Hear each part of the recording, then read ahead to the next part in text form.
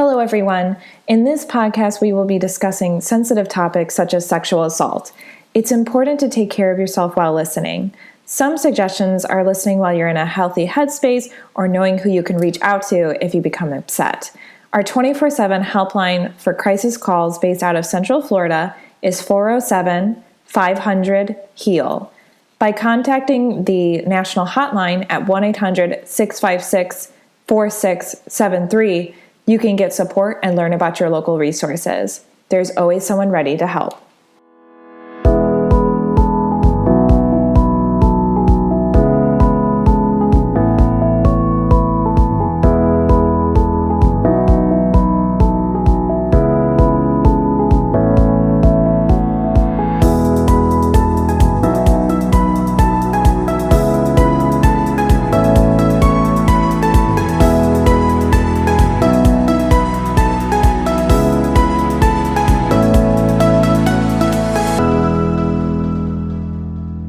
Welcome to the Victim Service Center podcast. Here we sit down with professionals that serve survivors and victims of trauma or those who have experienced violence and have conversations about social issues. This week, we are talking about autism and community safety, stalking versus inappropriate social skills. My name is Emilie Mitchell. My pronouns are she, her, and I am the education coordinator at the Victim Service Center. With me today, I have returning Dr. Kim Spence. Dr. Spence uses she, her pronouns and has served as the coordinator of educational and training programs for the Center of Autism and Related Disabilities, or CARD, at the University of Central Florida since 1999, and as the clinical director of Autism Support Services for Specialized Treatment and Assessment Resources, which is a private forensic practice, since 2017. She has lectured nationally and internationally regarding treatment, specialized therapeutic intervention, and the creation of specialized sexuality education programs for individuals with autism spectrum disorders, or ASD, for over 20 years. So Dr. Spence, thank you so much for joining us once again on the podcast. Good morning, Emilie. Thank you for having me. And I also have returning JoEllen Revell. JoEllen uses she, her pronouns and is the Victim Service Center program director who oversees the advocacy, therapy, and forensic nursing department. She is a licensed clinical social worker with over 20 years of experience in clinical and administrative oversight. So JoEllen, thanks for coming back onto the podcast once again. It's a pleasure. I think it's your third time, actually. So thank you. I appreciate that.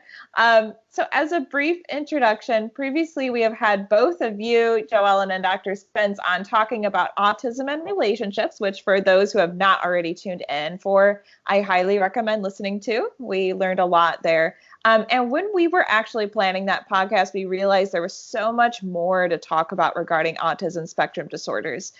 Some things we discussed were ASD individuals being at risk for exhibiting stalking behaviors, as well as staying in abusive relationships. So therefore, in this episode, we're going to explore the legal definition of stalking, what makes individuals with ASD more likely to engage in this behavior, why might individuals with ASD stay in abusive relationships, the importance of boundaries and communication, and how resources like the VSC can help support victims of stalking and intimate partner violence. So we have a pretty packed podcast today. So with that in mind, Dr. Spence, I was hoping that you would be able to, once again, for those who may not have listened to the other podcasts, and also just to have a nice framework to start off with, if you could just give us a brief overview of autism again with a stronger focus on its spectrum. Absolutely, Emilie. Autism is a bio-neurological developmental disorder. And essentially what that means is this is a disorder that affects the way an individual perceives the world, understands the world, and interacts socially with other people. Essentially, having autism means that you have difficulty with your communication skills in social situations. So you often have a difficult time understanding the meaning behind a communication, a verbal communication somebody may be having with you. And you also have difficulty, and this is by definition for diagnosis, interpreting and understanding the facial cues or nonverbal cues a communicative partner may give you in social interactions. So there's a great deal of difficulty, and this has to do with essentially the brain wiring. And people with autism, the brain structurally is very similar to their neurotypical peers. However, the wiring of the brain and several specific areas have some differences and some abnormal connectivity or abnormal development. And so what this means is in social engagements, whether it's leisure activities, whether it's in relationships, whether it's at school, individuals who are on the spectrum have a lot of difficulty making judgments or having insight about other people when they're communicating. They have a great deal of difficulty understanding pragmatic language.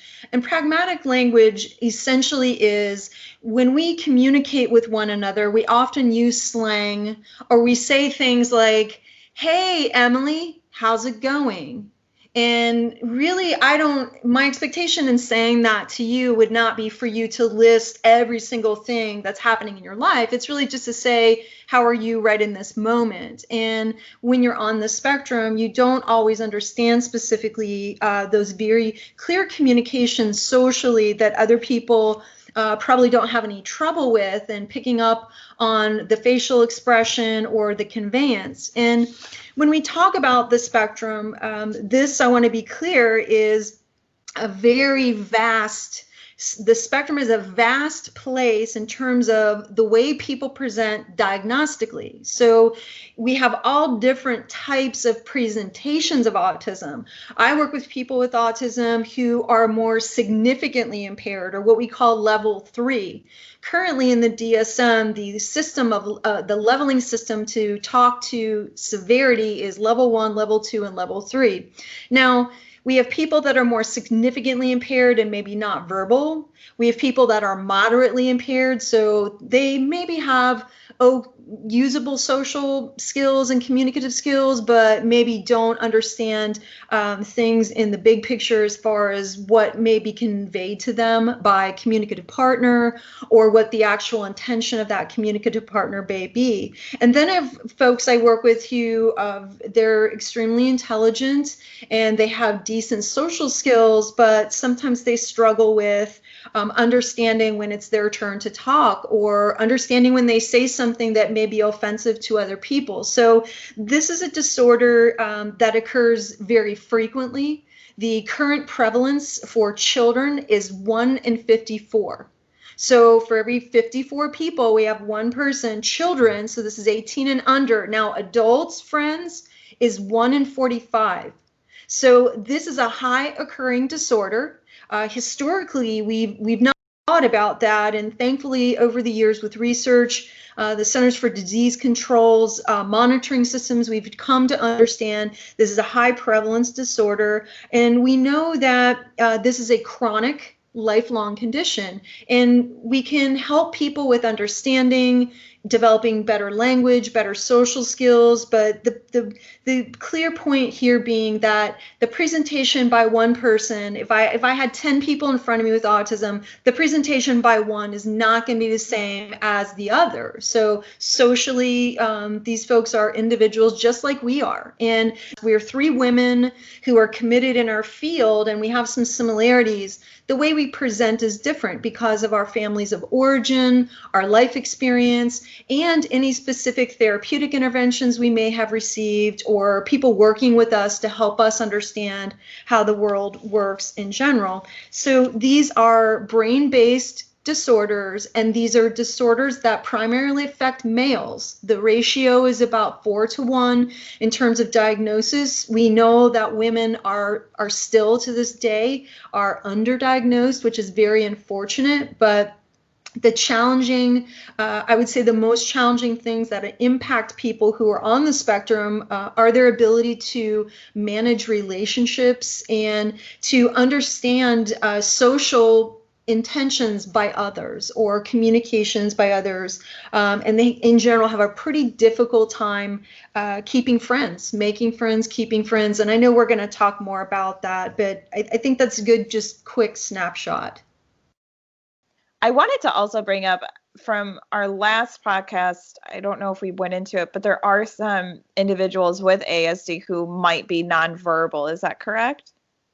That's absolutely correct. About 40% of people who have autism will not develop spoken language. Now, we work with them to utilize what's called alternative or augmentative communication. So using either a technological device, a cell phone, there are different programs and apps that we use. Some individuals use what's called PECS, which is it's a whole communication system, picture exchange communication, where they use actual either digital pictures or static images to communicate their thoughts, feelings, or what's happening. So a percentage of people will not develop that verbal language, and dramatically speaking, for the remainder of people who even have verbal language and have autism, part of the disorder is having that communicative difficulty. So they have trouble receptively, so how language is coming in and being processed by the brain,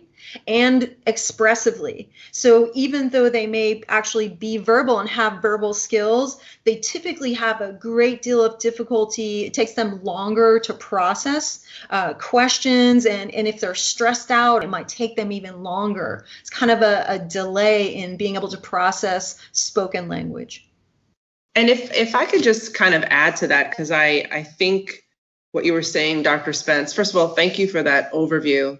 I think it's super important because we're constantly learning as an agency, as just as a community, more and more about autism as a whole and the individuality of individuals who have autism. And I was thinking a lot as I was planning for this podcast about our current world of being separated as a result of COVID and use of more digital formats for communication, and just even with texting and the increased use of emojis. And I was thinking, wow, how challenging must it be for an individual who is autistic to understand what certain things that are not communicated verbally mean, or even when they are communicated verbally. You know, for example, have you ever got a text and there was an image after it and you're not clear, like, is this a smiley face? Are they sad? Are they happy? And I thought about that and I realized, is that what the world of someone with autism is all the time when we're talking, when we're seeing someone from across the room and they're making a facial gesture? Is it the not knowing clearly what the person's words are versus what the intent of the words are? So I don't know, Dr. Spence, if you've talked with any of your clients or colleagues about use of emojis when it comes to digital text and digital communication, but I know that it definitely does speak to this idea of stalking and communication and level of comfort in receiving or sending messages. Any thoughts on that? That's a fantastic point, JoEllen. And to that end, I want to share, I was doing a training last night with a group of adults with autism, and we were talking actually about this very idea of texting and the kinds of messages, either through spoken language or texting, text communication, and emojis. And so I was asking them specifically how they texted people, and were they aware of the differences if, for example, I write something in all caps.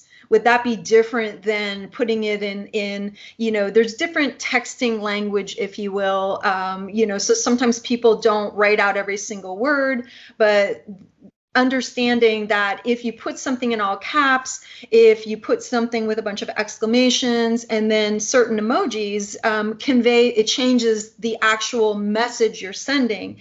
And some of them were a little surprised to hear that. I then began asking them, are there emojis? We were talking about emojis you would send to a friend, emojis you might send to a romantic partner, emojis you would send to somebody you were interested in but maybe had not been on a date with, but how would you use the emojis? And we were practicing, and it was really surprising to me that so some of them would start right off with a kissy face or the little face with the heart, the hearts in the eyes. And I said, well, let's talk about that, because if you're interested in a person and they don't really know you, that might come across a little too forward, or that might make someone feel that you're a little overzealous. And we discussed that. And to kind of back to your point, JoEllen, we were talking about perception. And often when somebody who doesn't have autism is talking, we're assuming that using my slang language or my everyday language, for example, I might say something like, oh, this day just can't get any better. And you all hear that and that I'm being sarcastic, and I'm probably implying that my day's been a little difficult to date. But when a person with autism hears that, they're taking it at face value very literally, and then they're responding back to that, or may respond to that literally. And so this is really an area where when you have autism, regardless of the level, it is challenging thinking about how you're coming across to others. And the training I was doing last night was very specific to being cautionary about not coming across too forward, not saying things that might scare someone. And a lot of these guys were really shocked that an emoji could scare potentially someone. And I said, well, if that person doesn't know you and doesn't know you're a nice person, they might think you're some creepy McCreeperston. They don't know. And absolutely, if all they're getting is a bunch of emojis and you're sending 50 text messages and they're not responding, that the message that conveys, and we talked a good bit about that. I think it would be, when you think of pragmatics versus semantics in language, I almost wish there was an emoji library to kind of say, here is the image, here is the definition, and here's how it may be used in a sentence. Because it's super confusing just as, when you think of generationally usage, but for those who, don't have the skills to kind of pick up on what is being said, it could be very difficult and can unwind into an even worse situation. Because if there's a perception that, someone sending a little huggy thing means, oh, we're moving from friendship to intimacy, and really it's just an appreciation and a little hug, that is a huge challenge. And it's an unfortunate challenge that could lead to some criminal charges if the course progresses in a certain way. Well, that's such a great point, JoEllen. That's we talked about that last night. And one of the things I asked them, I said, so if you're just communicating with a friend, are there certain emojis you're allowed to use? And so we made an electronic bank and we talked about that. And I said, so if you're just a friend, now if you want to date somebody, and so we practiced using that. But I think that's such a fantastic point. And JoEllen, I think you should invent an app to do that. We really need it. I think that you would probably be great at spearheading it, and I would support it in every way. Well, you heard it here, folks. We're going to make an app, so I look forward to that. But speaking of those, first off, wonderful points. I love the talk about emojis. I think that could be a completely different podcast as well. It's very a new complicated thing, actually. And how we communicate in our everyday lives, especially now during COVID. But speaking of criminal charges, like you were mentioning, JoEllen, earlier, I wanted to bring up now, if you could share a little bit about the legal definition of stalking, so we can kind of have some ground framework as we move forward in this conversation. Absolutely.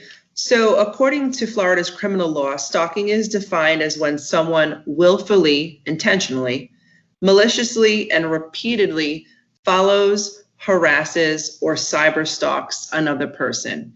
And this falls under the Florida statute 784.048. And for the purposes of this conversation, what is harassment? And so that's to engage in the course of conduct directed at a specific person, which causes substantial emotional distress to that person and serves no legitimate purpose. So it falls under the crime type of assault, battery, and culpable negligence.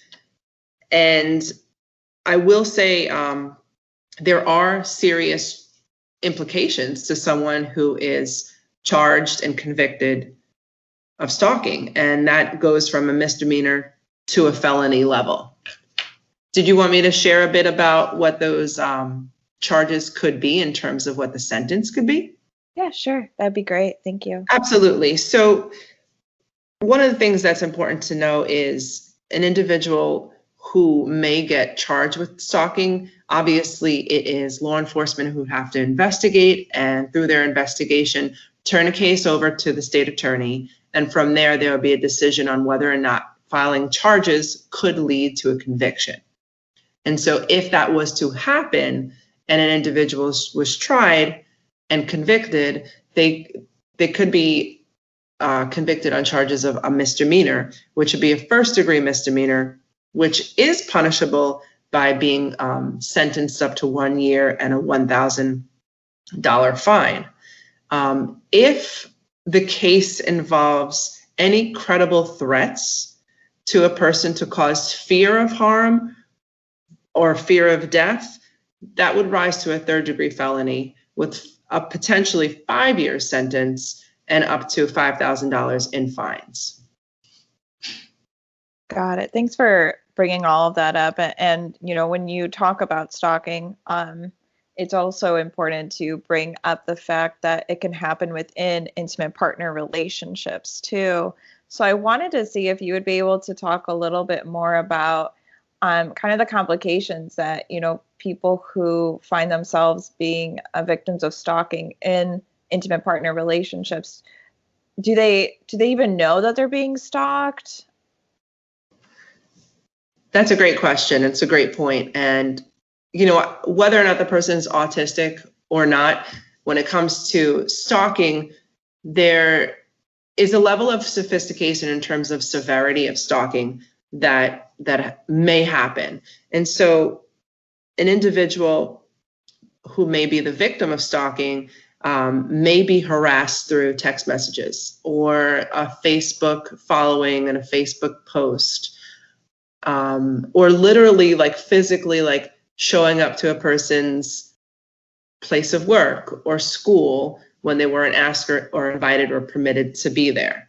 But then it can be extremely increased where, you know, somebody may choose to hire a private investigator to stalk someone to get details, where they record them, like they put a video camera in their home or their place of work without knowing, or they attach a GPS device to a vehicle. So the levels of stalking could be widely spread and very much dangerous and increase with severity.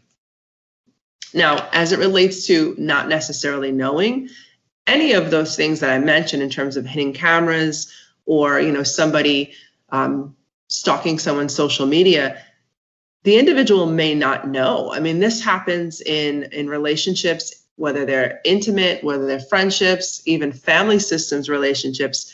People are able to look into the lives of other individuals. It's the repeated excessive attempts that could be harassing or seen as harassing that may rise to the level of being deemed stalking. And unfortunately, if someone has autism, whether they're the victim or the perpetrator of it, we need to consider that as well, because a person who is perpetrating with autism may not even realize that their actions are criminal, and an individual who's a victim who is on the spectrum may not even be able to realize and understand that these actions are happening to them, but their parent or their guardian or a loved one may see the signs and may have to act on their behalf. I really appreciate you breaking all that down. And, as we move forward in this conversation, I think a really important thing that we should bring up are boundaries and communication. And so with that being said, at the VSC, I'm the education coordinator. So one of the things that I do is I go out and do trainings, just like Dr. Spence, on different things in an effort to prevent violence in the community.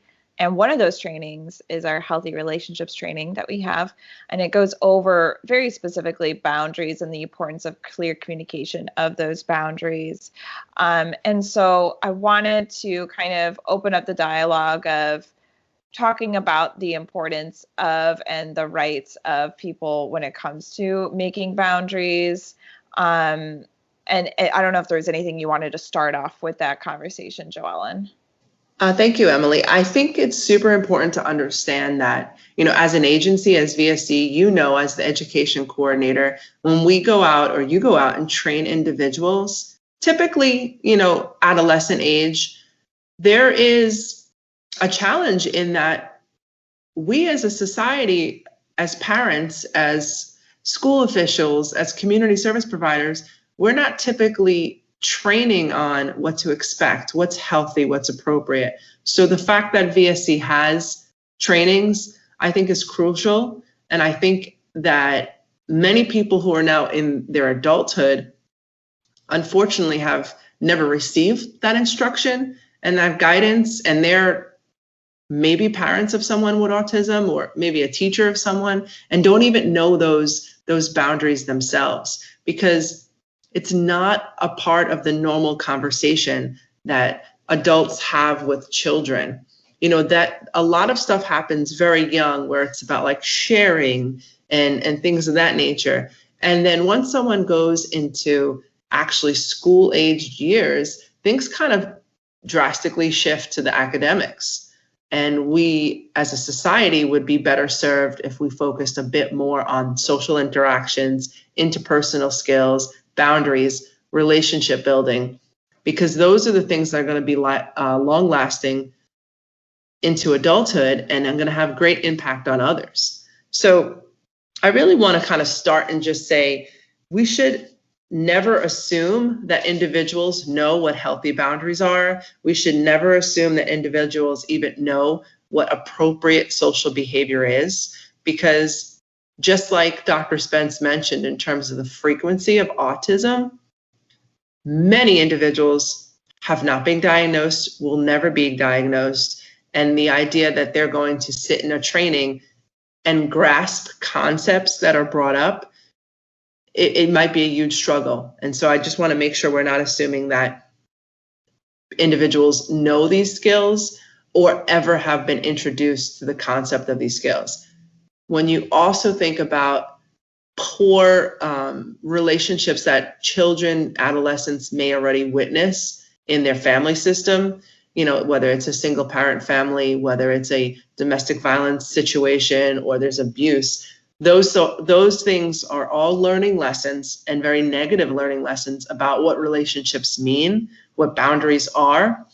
And so environmentally, how people are brought up also impacts healthy relationships and understanding of what's appropriate versus what is not appropriate. Definitely. Yeah. Dr. Spence, did you want to jump in? Yeah, I just, sitting here and listening to these points, I recently spoke to a person who is quite well known in the autism world, and this person is a tremendous advocate.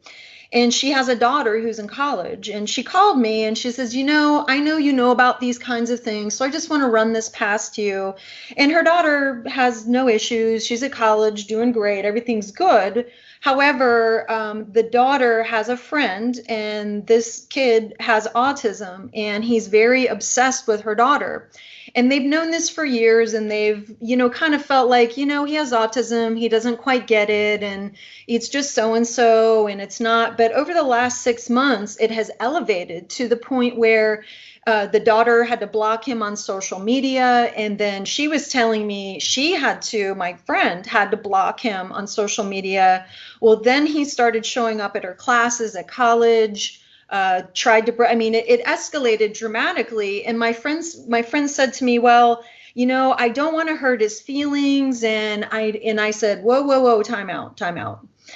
We need to take a step back here. And this is not the first time I've heard a story like this. And so from the perspective of somebody with autism who's well over a line in terms of engaging in behavior that is not socially acceptable, is dangerous, there's so many things we need to think of. And in the autism community, people that are victims, I think, don't often realize they're actually victims or how dangerous this behavior can become. Now, because I'm in a forensic practice, I've worked on cases where stalking escalated to a homicide. So I know that that is an outcome. I have worked on cases and am working currently on cases. So my perspective is probably a little more dramatic maybe than some others, but I have said to many people, you need to treat it all the same way. If you physically don't feel safe, if there are repeated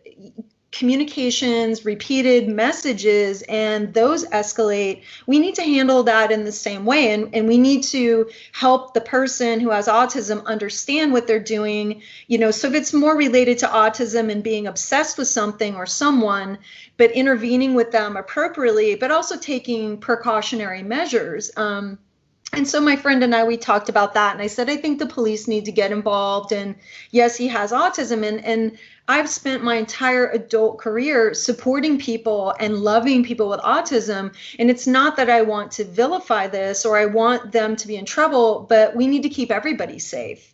And an individual who's escalating in these behaviors, we need to help them. We need to help their family. We need to have a safety plan. We need to have, a community-based support to help everybody involved understand what parts of that are not okay and how to help that individual who's, texting somebody hundreds of times a day or showing up to where they go to school, where they live, etc., and help them understand how to get their needs met. That this is not an okay way to act, and that the severity of it, we don't want to ignore it and go, well, I know this person has autism and they don't get it. That's not an acceptable way of dealing with it. It's in many cases, it doesn't stop.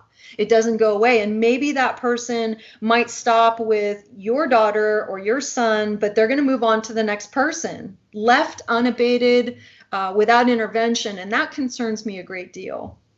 Absolutely. I thank you for bringing those points up, because there's a level of safety that we have to be aware of. And I completely agree in terms of, there's a tendency when individuals are autistic to kind of be preoccupied and have a routine or a particular way of doing things. And that could be seen as obsessive in some regards. And like Dr. Spence mentioned, that particular, blocking someone and creating a plan. And I do want to talk about safety plans a bit more, but, deferring that kind of, okay, this individual has rejected me and that moving on, we're putting others at risk potentially that, okay, they're not bothering me, so he'll bother someone else, not my problem anymore, when really it's about how does the individual learn, understand, self-manage, be clear that this is against the law and make that very clear that,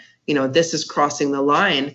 And I think society needs to do a better job in making those messages get out there in a clear way that people understand that, no, you cannot do that. Just because there's accessibility to individuals in all of these means digitally does not mean that you could use those to harass and really emotionally impact the receiver of that information. I did want to say, like, when it comes to a safety plan, and Dr. Spence's example was, an individual who was typical, not autistic, but I think we have to think about who is being stalked, because if the individual is being stalked is autistic, and we want to make a safety plan for them, we really need to make it extremely individualized. It has to be strengths-based. It has to include information that's super realistic and achievable, because we can't just set up a safety plan for one individual and expect that it's going to work for another. And it may need to include resources like family members or loved ones to kind of implement and support that process as well. I agree 100%. I was speaking with a young lady yesterday who about this very topic, and when we had initially intervened, she is a young lady who has autism, and she was in a relationship with a young man who has autism, and things were great until they weren't, and they broke up, and she wanted to be broken up, and the young man didn't. And so he began stalking her, and several agencies became involved. I became involved. And basically, we made a safety plan for her, and I outlined for her, so if he contacts you on text, don't respond. And I wrote a script, and I said, if he responds, do this. But interestingly, when I was talking to her yesterday, she was lamenting to me, well, he's sending her Facebook Messenger messages, and I hadn't articulated that in the plan. I had written text, email, phone call. I did not write the social media platforms, and my error, and all of us who are making these plans. But people who are on the spectrum, they're so literal, and we need to try, nothing's perfect, but we need to try to take into account. She was doing exactly what I told her. She was not responding to his text. If he texted her friends, she told her friends, please don't tell me, I don't want to hear about it. So we thought we had made it really, really comprehensive. But then, of course, he was continuing to pursue her, and was sending several messages, and she said, I'm so annoyed with this, and he won't stop. And I thought, oh no, we didn't put that on the list. So, even though it seemed to be really clear for us, it is so critically important to take a lot of things into account and to make it very specific, because I conceptually, and this is something that a lot of the people I support with autism struggle with, which is when I say something, I need them to apply it and what we call generalize it. So if I say, Emilie, JoEllen, this means don't respond, you're going to probably automatically understand that means social media, texting, cell phone, you're going to apply that. But people with autism, they have problems with generalizing information into other settings, or intuiting or taking information they know and applying it generally in different situations. And this is a good example of where she wasn't able to generalize the basic precept, which was don't communicate with him. If he communicates with you, let someone know. So just so important.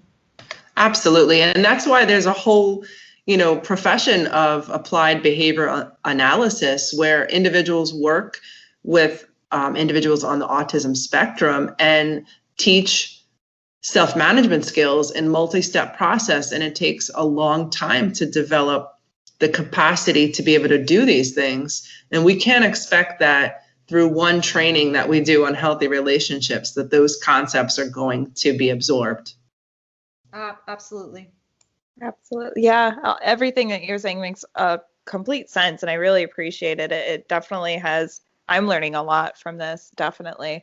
Dr. Spence, I wanted to ask, I know we kind of went over kind of specific things, but I didn't know if you wanted to bring up anything else onto why, or rather what makes those with ASD more susceptible to engaging in this type of behavior of crossing boundaries and stalking.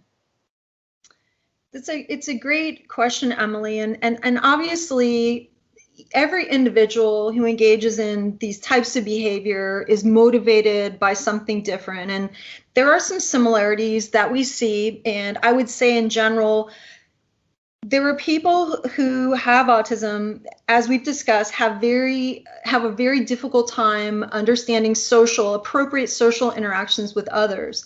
And if you're very socially isolated, you don't have a circle of friends who's going to call you out when you're acting foolish or you're saying things that are not going to go well for you. So if you don't have that, what we call a protective factor, where you have a large circle of friends who gives you input.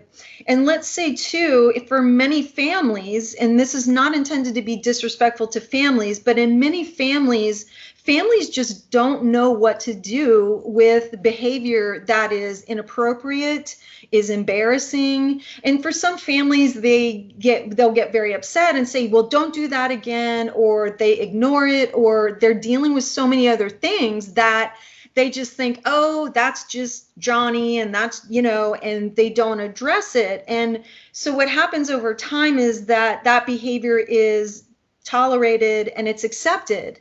It's not corrected. There's no intervention provided for it. So then that person has years to practice that inappropriate behavior. So I don't have the protective layer of some friendships in my familial unit. And if I have only a single parent at home, or maybe a guardian who's in charge of taking care of me, I'm not getting feedback with respect to that. And then let's say I begin a relationship, or I have a girlfriend or a boyfriend or a romantic partner, and this is the only time I've ever had this kind of relationship. And often these folks have not had meaningful sexuality training. They've not had meaningful or comprehensive instruction about different types of friendships and boundaries. And so they get into a relationship, and it may be the only one they've ever had, and they're 16, 18, 20, 25, and this is the first person they've kissed. This is the first person who they feel all these wonderful things. And most of us have experienced this. And when it doesn't go right, or there's a breakup, it is so, in my opinion, significantly more catastrophic for them. And we see a lot of instances of stalking in the aftermath of these breakups.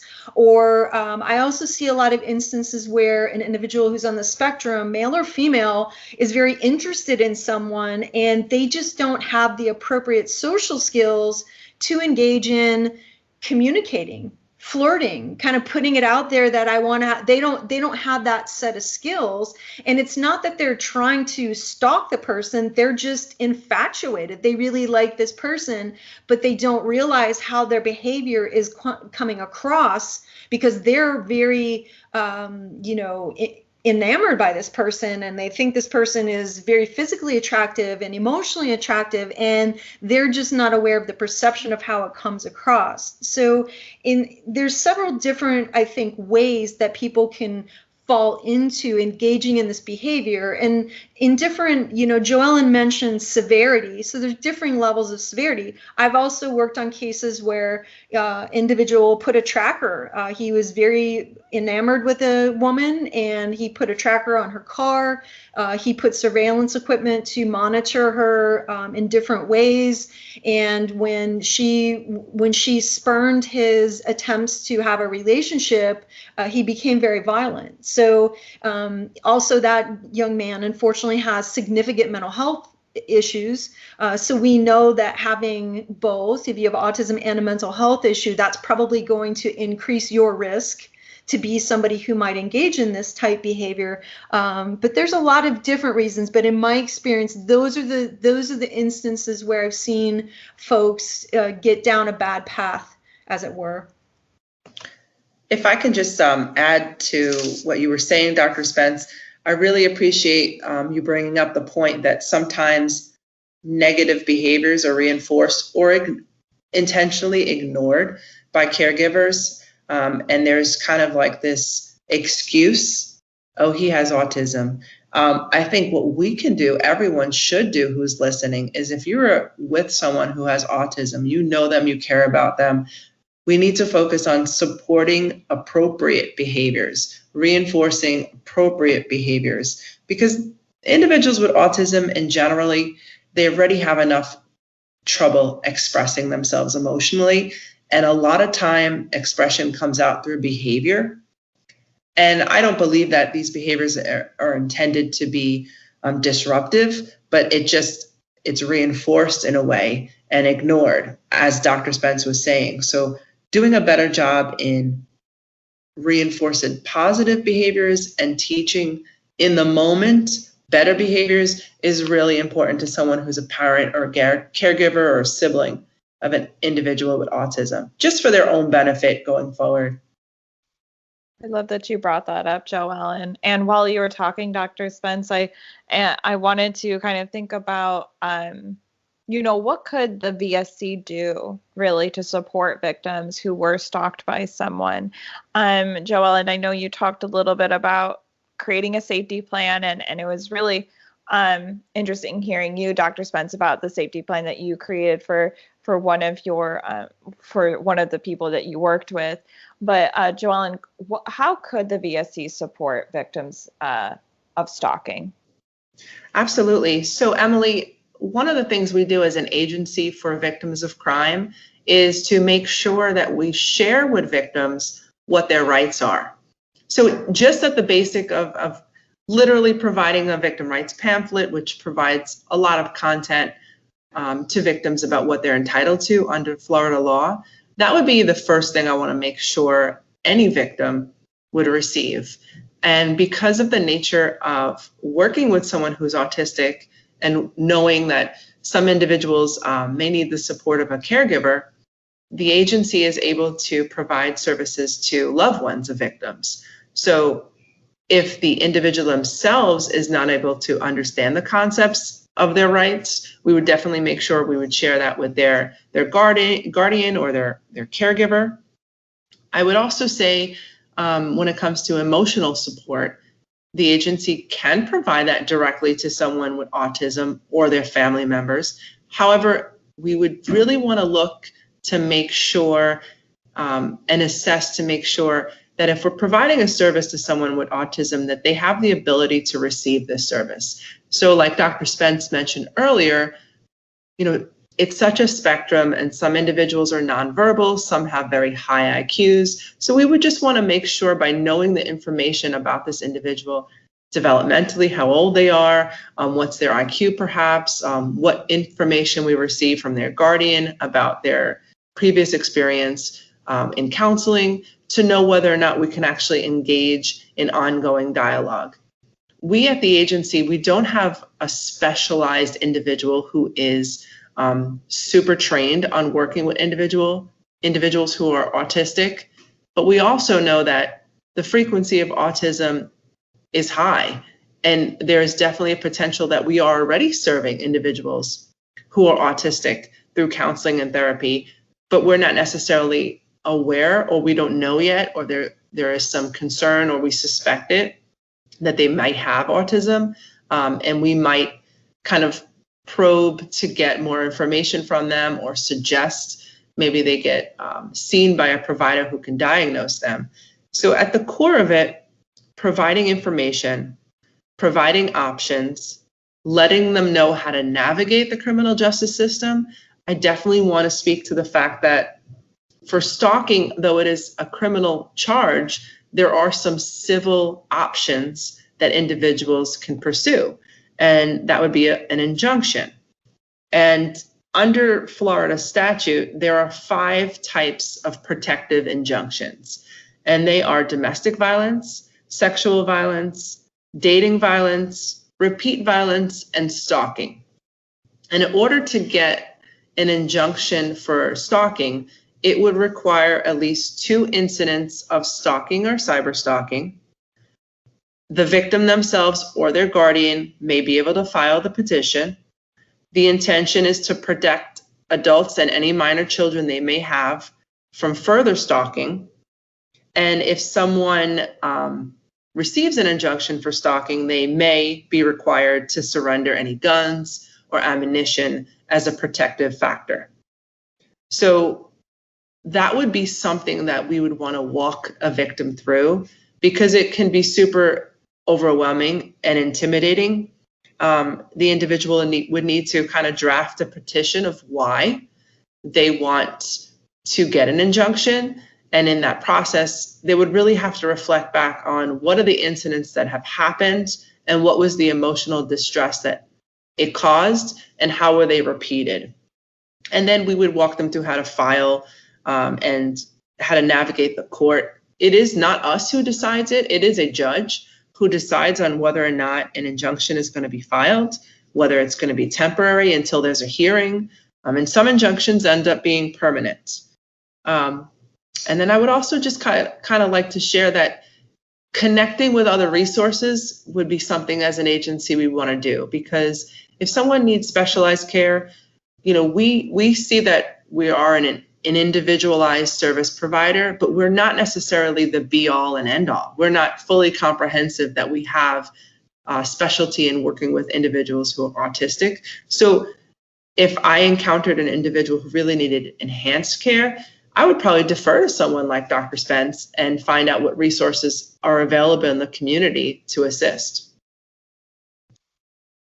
Thank you so much for all of that great information. Yeah, the VSC is so good at working with our community partners, and really just the advocates are there to support that person through that process of the justice system, of all of those things that can be really overwhelming.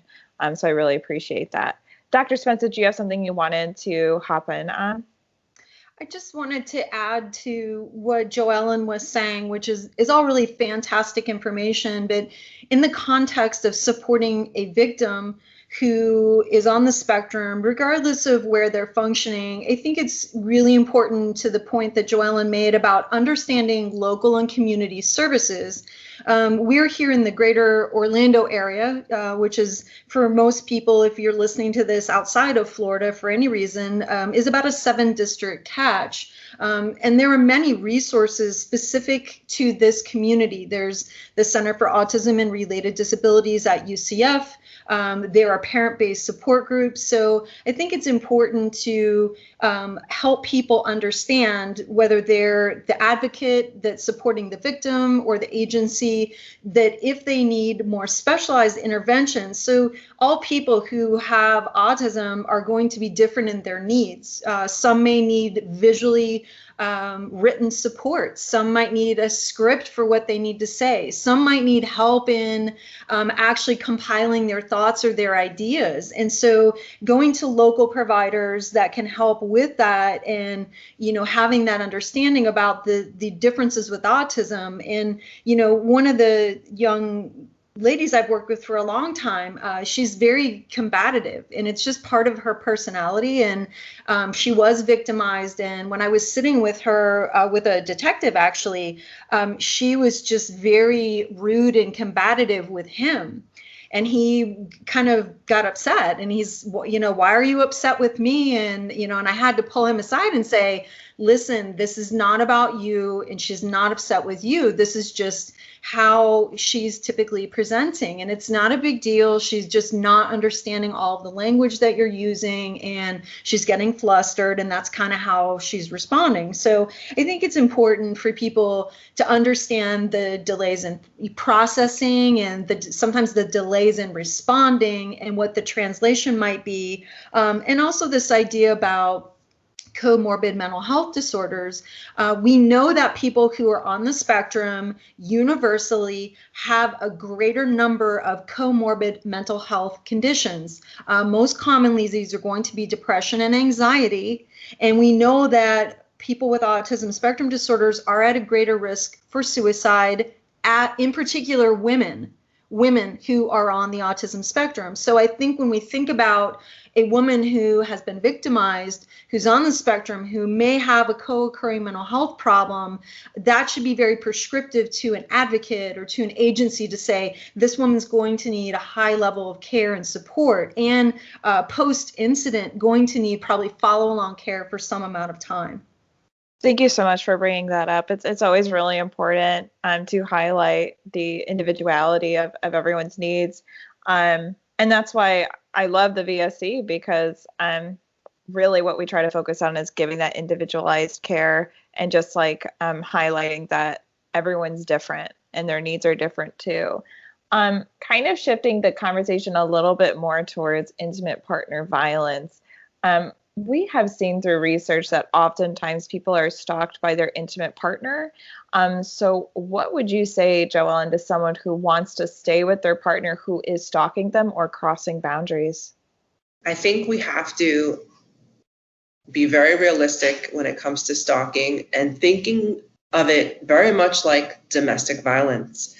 Intimate partner stalking, like domestic violence, is a coercive control where one person attempts to exert power over another. And in this conversation, I think when people think of individuals with autism, like we talked about earlier, there tends to be this sensitivity or this excuse for behavior that happens when we really need to ensure that there is a great potential that this can be very severe. And so when I would deal with anyone who's in a situation that is threatening, intimidating, potentially violent, is to let them know what their options are and understand what their risks are.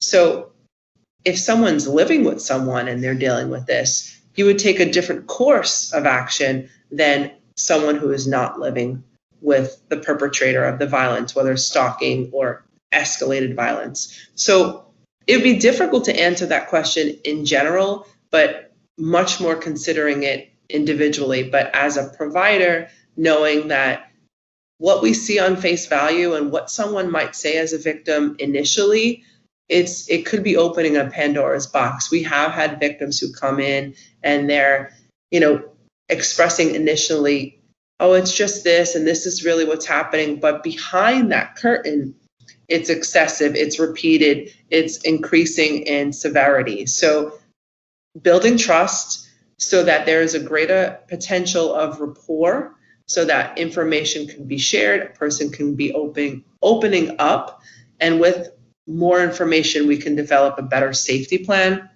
some action steps, even meaning that new information allows us to realize, yes, you can get an injunction based on this, or yes, we should contact law enforcement because this seems to be a criminal act. So I would say, look at every situation individually and specifically and build trust so that the person feels supported, because it's not easy for anyone, whether autistic or not. It's much more challenging for someone who's autistic to open up emotionally. So building rapport with that individual. Thank you so much, JoEllen. I really appreciate that. I'm kind of keeping on that same topic. We have talked in the past about how those with ASD often experience social isolation. So, Dr. Spence, could you talk a little bit about how this could put those with ASD at risk for staying in abusive relationships? Yeah, so this, and especially during these times of COVID and the pandemic, I definitely have a lot of concerns. I've come across many people with autism, male, female, who are in relationships that are extremely unhealthy. And some of it is related to social isolation. Sorry, I can't say that word today, which we've talked about. And some of it is related to they may not have had a good example from their familial unit. And then there's other situations where I work with people that they've never been in a relationship and they're very desperate to be in a relationship, and they'll pretty much tolerate anything, physical violence, sexual violence, emotionally abusive words or put downs. I know the group I was speaking to last night, which was about 35 adults, all with different levels of autism. And one of the things, we were talking about was this idea that if there's something that you don't like, that's one thing. But if you're uncomfortable, that's a whole nother thing. And that's a whole nother idea.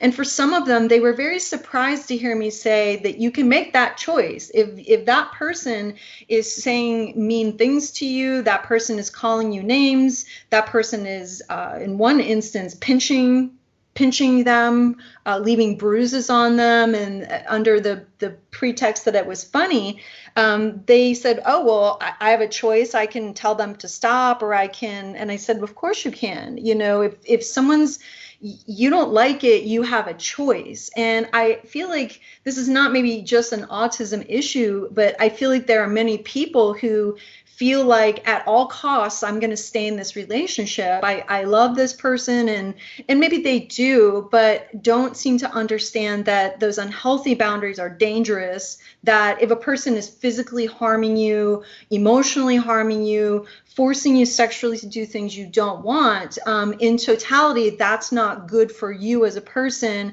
and that is unhealthy. And a lot of the folks I work with, I think, they want to have it, and they also don't understand what it is. You know, they've not experienced it anywhere else. They don't maybe have a label to call it, or I guess this is just goes along with it. If I don't have friends to bounce it off of, then I guess this is just part of it. And it sounds, you know, to say it even out loud as I say it to you all, but I've heard it so many times. Well, you know, asking a young man I work with, I said, where did you get this bruise? His horrible bruise on his chest. And he said, well, whenever my girlfriend's mad, this is where she punches me.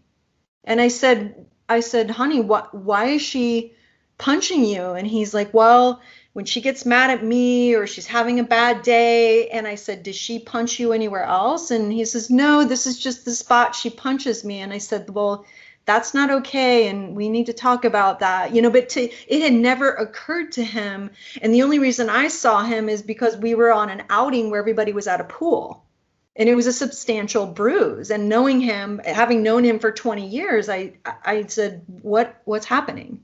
You know, he never thought to ask. He spoke to me about the girlfriend, you know, I love my girl, you know, and we had to have a pretty long talk about that. That is really a powerful story that you shared there, Dr. Spence. And I think it really does highlight kind of this whole conversation on the importance of talking more about this, talking about boundaries, talking about communication, and then highlighting that, you know, resources like CARD and like other community partners can really come together and help support people who really need that guidance so that we can prevent things like that from happening. So I really am grateful that you were there and able to contact him about that. But that was a really powerful story that you shared. So thank you for sharing it. Kind of as like a final question and a little bit more about boundaries once again. How can the VSC, JoEllen, help support those who have had their boundaries crossed? I think it's a matter of just being able to, like I mentioned earlier, being able to provide a safe, non-biased space where individuals can share and disclose and understand what the risks are, what their options are, legally, civilly, and educate and connect to other resources and individuals in the community that may be able to provide additional support and safety. I feel like we could do a whole entire podcast just about boundaries. And the difficult thing as it relates to boundaries, which, you know, I think in general, when we're talking about stalking or victimization, clearly there's difficulty with the victim maybe being able to understand and assert healthy boundaries, and for a perpetrator, whether they understand they're violating them or if there's somebody who has autism and they're unknowingly, that's an issue. But you know, when I think about most of the people I've worked with over my career, and friends who have autism, who I've spent a lot of time with, you know, this idea about boundaries, it's so blurry, and it's I hate to say it because it sounds cliche, you know, that it's it's very muddy for them. And for them, if in one situation, for example, I'm able to hug someone and hug them or kiss them or do that, and it's accepted, tolerated, and nobody says anything. So I hug my aunt, or I hug my teacher, or I kiss them on the hand, or I kiss them on the face, and that's acceptable, and it's not corrected. And what generally happens is, so young kids will engage in these behaviors, and then as they get older, it's fine when you're 5, it's when you're 8. Definitely we're going to start saying something when you're 10 or 12. But I've come into contact with so many people that are on the spectrum that this hasn't been, I'll use the word, corrected. And they really clearly don't understand, well, the boundary I have with Dr. Kim is this, and the boundary I have with my teacher is this, and the boundary I have with my mom, because it's all the same for them. And unless they receive instruction about, this is the way I can conduct myself at home, this is the way I can conduct myself at school, and it's different. And social skills, these are social skills, they're complex. And boundaries really fall within that auspice of social skills, where it changes and it varies. And that's really difficult for individuals who are on the spectrum, because they're going to kind of hit it, like it's a nail and they're a hammer. They're going to do it the same way every time. And our job is to correct that and say, well, you can't hug people you don't know.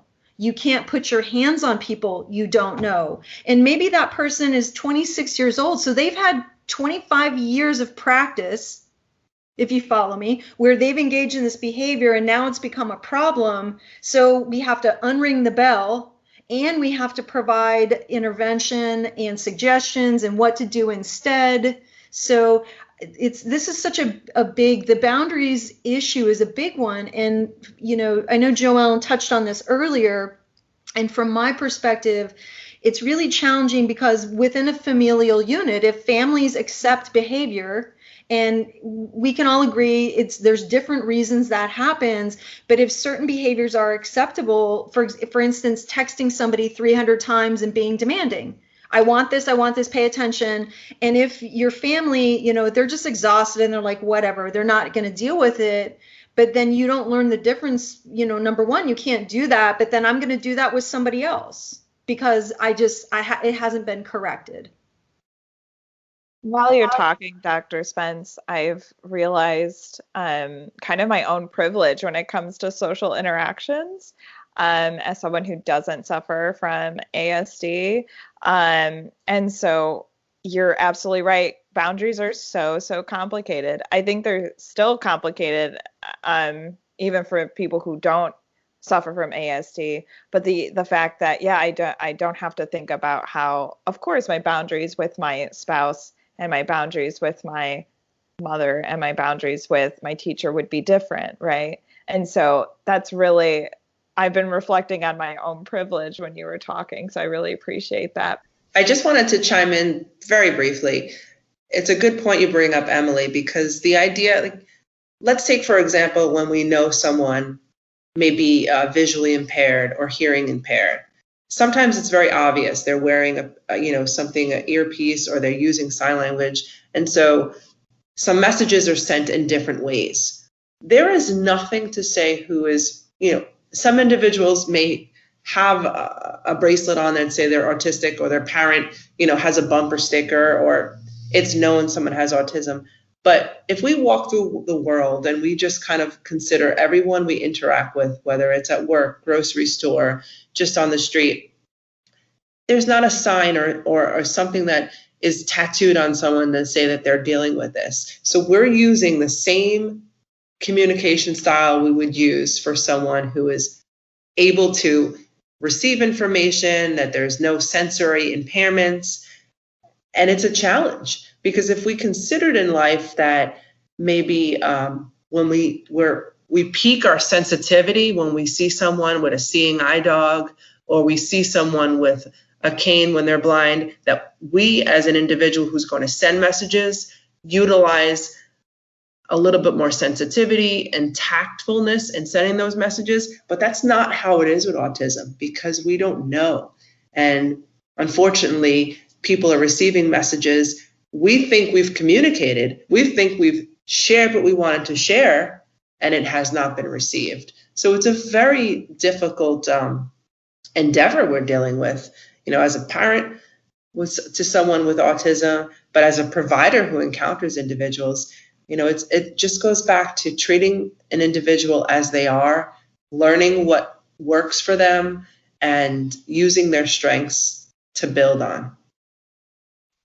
Such a good point, JoEllen, and just the reminder that autism is an invisible disability. So unless somebody is, engaging in one of the hallmark characteristics, flicking their hands or rocking back and forth or engaging in echolalia, you really don't understand or know that that's what's happening for them. So, with other disabilities, you're able to see them visually and you automatically change your behavior and the mode or the way you interact with them. So that's definitely part of it. And further, so that person with autism, to go back to, they're not understanding what's said in the same way. And this idea about intentionality is really key, that we might be thinking we're very clear and we're using language that other people use.